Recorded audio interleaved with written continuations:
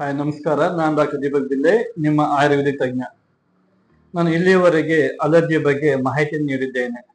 ಆಯುರ್ವೇದ ಪ್ರಕಾರದಲ್ಲಿ ಇರ್ತಕ್ಕಂಥ ಅಸಾತ್ಮ ಆಹಾರ, ವಿರುದ್ಧ ಆಹಾರ ಮತ್ತು ಆಮದ ಬಗ್ಗೆ ತಿಳಿಸಿ, ಹಾಗೂ ಆಯುರ್ವೇದದಲ್ಲಿ ಹೇಳಿರ್ತಕ್ಕಂಥ ಚಿಕಿತ್ಸೆಯನ್ನು ಸಹ ನಿಮಗೆ ತಿಳಿಸಿದ್ದೇನೆ.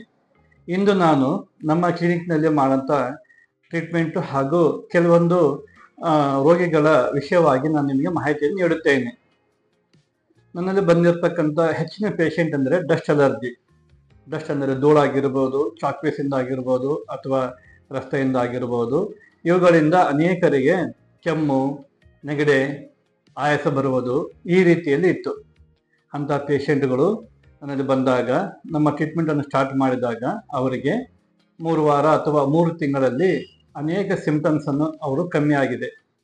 ಹಾಗೂ ಟ್ರೀಟ್ಮೆಂಟ್ 6 ತಿಂಗಳಲ್ಲಿ 90% ಪೇಷಂಟಿಗೆ ಅದು ವಾಸಿಯಾಗಿದೆ. ಇನ್ನು 10% ಪೇಷಂಟ್ಗಳಿಗೆ ಅದು 9 ಮಂತ್ಸ್ವರೆಗೂ ಟ್ರೀಟ್ಮೆಂಟ್ ಆಗಿದೆ. ಹೀಗೆ ಡಸ್ಟ್ ಅಲರ್ಜಿಯಲ್ಲಿ ಬಂದಂಥ ಪೇಷಂಟ್ಗಳಲ್ಲಿ ಅವರಲ್ಲಿ ಇರ್ತಕ್ಕಂಥ ರೋಗಗಳು ನಿವಾರಣೆಯಾಗಲು ಮ್ಯಾಕ್ಸಿಮಮ್ ಅಂದರೆ 9 ಮಂತ್ಸ್ವರೆಗೂ ಆಗಿದೆ.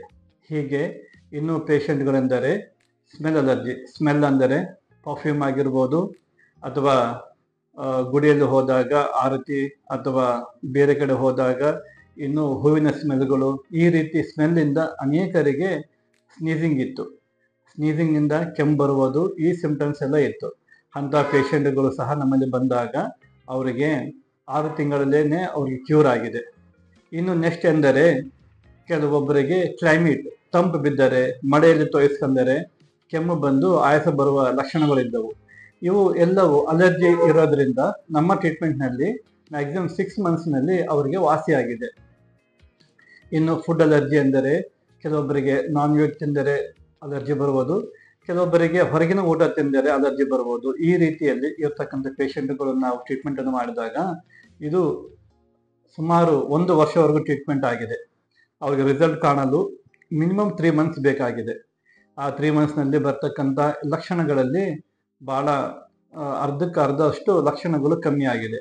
ಹೀಗೆ ಅವರು ತಗೊಳ್ಳೋಂಥ ಬೇರೆ ಮೆಡಿಸಿನನ್ನು ನಾವು ವಿತಿನ್ 3 ಮಂತ್ಸ್ನಲ್ಲಿ ಸ್ಟಾಪ್ ಮಾಡಿಸಿ, ಆ 3 ಮಂತ್ಸ್ ನಂತರ ನಮ್ಮ ಮೆಡಿಸಿನ್ ಒಂದೇ ನಾವು ಕಂಟಿನ್ಯೂ ಇದ್ದು, ಆ ಕಂಟಿನ್ಯೂಟಿಯಲ್ಲಿ ನಮ್ಮ ನೀಡಿದ ಈ ಟ್ರೀಟ್ಮೆಂಟ್ನಲ್ಲಿ ಎಷ್ಟೋ ಜನರಿಗೆ ವಾಸಿಯಾಗಿದೆ. ಆ ವಾಸಿಯಾಗಲು ನಾವು ನೀಡಿದ ಟ್ರೀಟ್ಮೆಂಟ್ ಎಂದರೆ, ಒಂದು ಇಮ್ಯೂನ್ ಸಿಸ್ಟಮನ್ನು ಇಂಪ್ರೂವ್ ಮಾಡಲು, ಇನ್ನು 2 ರೋಗಕ್ಕೆ ತಕ್ಕಂತೆ ಅಂದರೆ ಕೆಮ್ಮಿದ್ದರೆ ಕೆಮ್ಮಿಗಾಗಿ, ನೆಗಡಿದರೆ ನೆಗಡಿಗಾಗಿ, ಅಸ್ತಮ ಇದ್ದರೆ ಅಸ್ತಮಕ್ಕಾಗಿ, ಈ ರೀತಿ ನಾವು ಚಿಕಿತ್ಸೆಯನ್ನು ಇಲ್ಲಿ ಮಾಡಿದ್ದೇವೆ. ಹೀಗೆ ನಮ್ಮ ಈ ಒಂದು 16-17 ವರ್ಷದ ಚಿಕಿತ್ಸೆಯ ಜೀವನದಲ್ಲಿ ಆಲ್ಮೋಸ್ಟ್ ಸಾವಿರಾರು ಪೇಷಂಟ್ಗಳನ್ನು ನಾವು ಟ್ರೀಟ್ಮೆಂಟನ್ನು ನೀಡಿದಾಗ ಅವರಿಗೆ 90%ಕ್ಕಿಂತ ಮೇಲೆ ಹೆಚ್ಚಿನ ಜನರಿಗೆ ವಾಸಿಯಾಗಿದೆ. ಹೀಗೆ ನಮ್ಮ ಆಯುರ್ವೇದದಲ್ಲಿ ಹೇಳಿರುವ ಚಿಕಿತ್ಸೆಯ ಒಂದು ಸಿದ್ಧಾಂತದ ಮುಖಾಂತರ ನಾವು ಈ ಚಿಕಿತ್ಸೆಯನ್ನು ಮಾಡಿದ್ದೇವೆ. ಇಲ್ಲಿವರೆಗೂ ನಮ್ಮಲ್ಲಿ ಬಂದು ಟ್ರೀಟ್ಮೆಂಟನ್ನು ತಗೊಂಡು ಇಲ್ಲಿ ಆರಾಮಾಗಿ ಇರ್ತಕ್ಕಂಥ ಎಲ್ಲ ಪೇಷಂಟ್ಗಳು ಧನ್ಯವಾದಗಳು. ಅದಕ್ಕಾಗಿ ನಮ್ಮ ಈ ವಿಡಿಯೋವನ್ನು ಲೈಕ್ ಮಾಡಿ, ಶೇರ್ ಮಾಡಿ, ಸಬ್ಸ್ಕ್ರೈಬ್ ಮಾಡಿ. ಈ ಎಲ್ಲ ಮಾಹಿತಿಗಳನ್ನು ಇನ್ನೂ 4 ಜನಕ್ಕೆ ತಲುಪಿಸಿದರೆ ಅದರಿಂದ ಸಹಾಯವಾಗುವುದು ಎಂಬ ನಂಬಿಕೆಯಿಂದ ಈ ವಿಡಿಯೋವನ್ನು ಶೇರ್ ಮಾಡಿ. Thank you.